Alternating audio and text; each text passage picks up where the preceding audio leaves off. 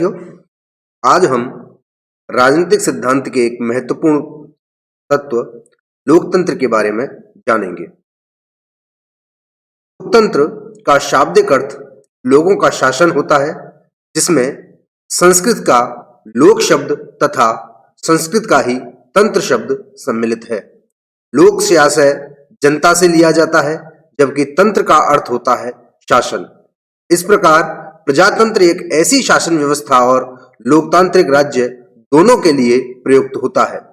यद्यपि लोकतंत्र शब्द का प्रयोग वर्तमान में राजनीतिक संदर्भ में किया जाता है, किंतु लोकतंत्र का सिद्धांत न केवल राजनीतिक क्षेत्र में अपितु दूसरे समूहों और संगठनों के लिए भी संगत है।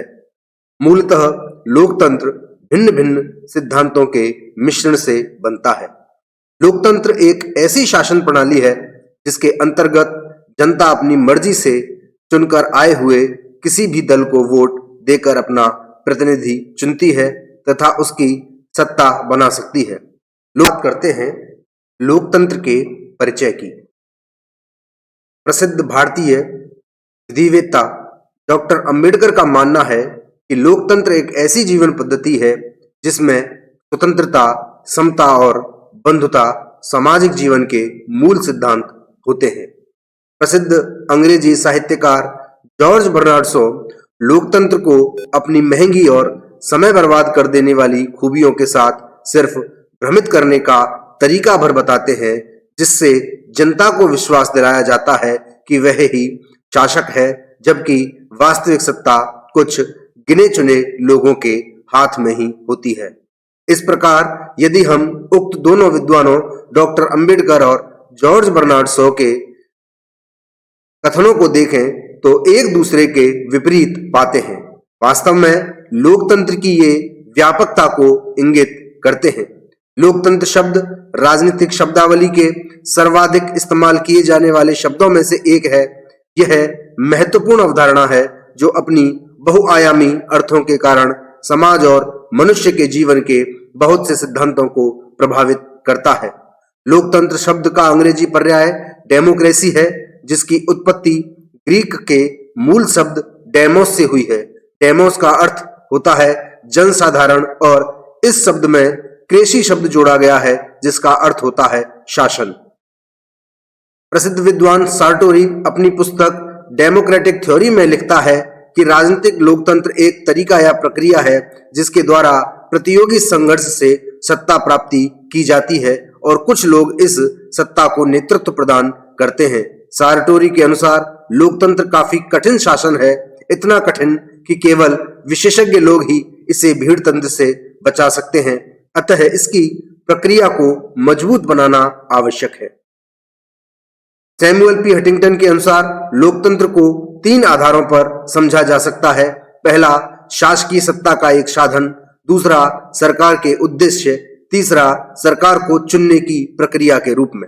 हंटिंगटन के अनुसार लोकतंत्र की इस प्रक्रिया के अंतर्गत स्वतंत्र, निष्पक्ष तथा आवधिक चुनाव के द्वारा सबसे शक्तिशाली सामूहिक निर्णय निर्माता चुने जाते हैं और सभी वयस्क लोगों को सहभागिता प्राप्त होती है। इस प्रक्रिया को पूरा करने के लिए नागरिकों को स्वतंत्रताएं तथा कुछ अधिकार भी प्रदान किए जाते हैं। अब हम बात करते हैं लोकतंत्र के उद्देश्यों के बारे में। लोकतंत्र का प्रथम उद्देश्य माना जाता है कि राज्य की संस्थाएं और संरचनाएं और राजनीतिक प्रतियोगिता को बढ़ावा दिया जाए, राजनीतिक शक्ति का आधार खुली प्रतियोगिता हो तथा व्यक्तियों के राजनीतिक अधिकारों को संरक्षण मिले। लोकतंत्र का दूसरा उद्देश्य होता है व्यक्तियों तथा विविध समूहों की व्यवस्था में अर्थपूर्ण भागीदारी मिले। राजनीतिक व्यवस्था के अंतर्गत विधि के शासन, नागरिक स्वतंत्रताओं, नागरिक अधिकार आदि की गारंटी उपलब्ध करवाना भी लोकतंत्र का उद्देश्य माना जाता है। नीति निर्माणक संस्थाओं में खुली भर्ती की प्रक्रिया को अपनाना भी लोकतंत्र का एक उद्देश्य है। इसके अतिरिक्त राजनीतिक सहभागिता को बढ़ावा देना तथा राजनीतिक सत्ता के लिए प्रतियोगिता को बढ़ावा देना भी लोकतंत्र का उद्देश्य माना जाता है। अब हम बात करते हैं लोकतंत्र के प्रकारों के बारे में। लोकतंत्र को मूलतः 2 भागों या 2 प्रकारों प्रत्यक्ष लोकतंत्र एवं अप्रत्यक्ष लोकतंत्र के रूप में जाना जाता है। प्रत्यक्ष लोकतंत्र से हमारा आशय ऐसे लोकतंत्र से होता है जिसमें सभी नागरिक सारे महत्वपूर्ण नीतिगत फैसले स्वयं करते हैं और प्रत्यक्ष रूप से मतदान कर विभिन्न समस्याओं या निर्णयों का समाधान ढूंढा जाता है। इसे प्रत्यक्ष लोकतंत्र कहा जाता है। चूंकि इस प्रकार की लोकतांत्रिक व्यवस्था में सैद्धांतिक रूप से जनता और शासन के बीच किसी प्रतिनिधि या मध्यस्थ का अभाव रहता है, इसी कारण इसे प्रत्यक्ष लोकतंत्र भी कहा जाता है। सभी प्रत्यक्ष लोकतंत्र वर्तमान में देखा जाए तो छोटे समुदायों या नगर राष्ट्रों में ही संभव है। वर्तमान में स्विट्जरलैंड के कुछ कैंटन्स में प्रत्यक्ष लोकतंत्र की प्रणाली प्रचलित है और लोकतंत्र का प्रत्यक्ष रूप वर्तमान में बहुत अधिक प्रचलित नहीं रह गया है। इसका कारण यह है कि वर्तमान में जो राष्ट्र राज्य की अवधारणा है उसके कारण प्रत्यक्ष लोकतंत्र के आधार पर शासन व्यवस्था को संचालित करना बड़ा ही मुश्किल कार्य हो गया है। बात करते हैं लोकतंत्र के दूसरे प्रकार अप्रत्यक्ष या प्रतिनिधि लोकतंत्र की। प्रतिनिधि लोकतंत्र या प्रत्यक्ष लोकतंत्र में जनता अपने प्रतिनिधियों को सीधे चुनती है। प्रतिनिधि किसी जिले अथवा संसदीय क्षेत्र के रूप में निर्वाचक क्षेत्र के माध्यम से चुने जाते हैं या फिर कई असमानुपातिक व्यवस्थाओं में सभी मतदाताओं का ये प्रतिनिधित्व करते हैं। कुछ देशों में मिश्रित व्यवस्था भी प्रयुक्त होती है।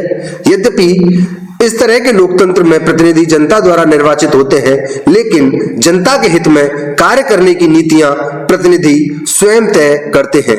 यद्यपि दलगत नीतियों, मतदाताओं में छवि, पुनः चुनाव जैसे कुछ कारक प्रतिनिधियों पर असर डालते हैं, किंतु सामान्यतः इनमें से कुछ ही बाध्यकारी होते हैं।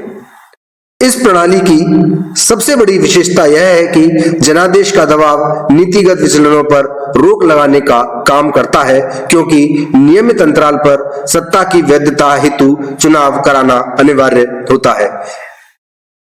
प्रतिनिधि लोकतंत्र में स्वच्छ और निष्पक्ष चुनाव एक अनिवार्य विशेषता होती है। उदार लोकतंत्र के चरित्रगत लक्षणों में अल्पसंख्यकों की सुरक्षा, कानून व्यवस्था, शक्तियों के वितरण आदि के अलावा अभिव्यक्ति, भाषा, सभा, धर्म और संपत्ति की स्वतंत्रता प्रमुख गुण है। उदार लोकतांत्रिक देशों में वंचित वर्ग का सशक्तिकरण किया जाता है, जिससे देश की उन्नति हो। उदार लोकतंत्र में लोगों का अर्थात नागरिकों को शिक्षा, स्वास्थ्य और बुनियादी सुविधाओं का लाभ देना सरकार या राज्य का कर्तव्य बताया जाता है।